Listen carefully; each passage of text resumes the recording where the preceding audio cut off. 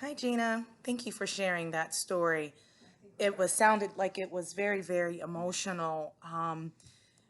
Even though your parents didn't know, obviously when you guys were driving down there, you don't know that the situation is something that it's not. So I can only imagine what was going through your mind, your parents' mind, and your brother as you're rushing down to kind of rescue your sister out of this situation. When you first started the story and you were saying that she was in the service, I automatically got, really nervous and started thinking, oh God, I hope it wasn't one of those cases. But, I would think, as a parent, if you ever get a call in the middle of the night from any of your children, you're going to be extremely anxious, panicked even.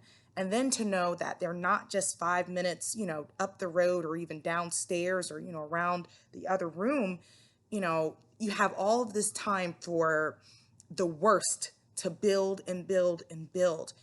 And I love that we have Christ to help us in those situations where we feel like we don't have any control and all we have to do is try to give it over to Him.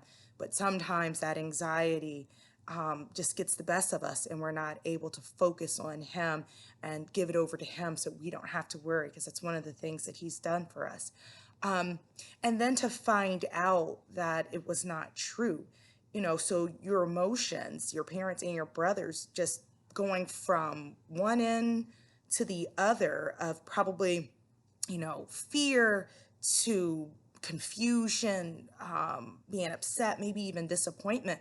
And then also thinking too, like, man, what may be going on with my sister that, something like this could happen. So, I think definitely the paradox of, yes, this is a crisis. We're on our way, we're going to rescue.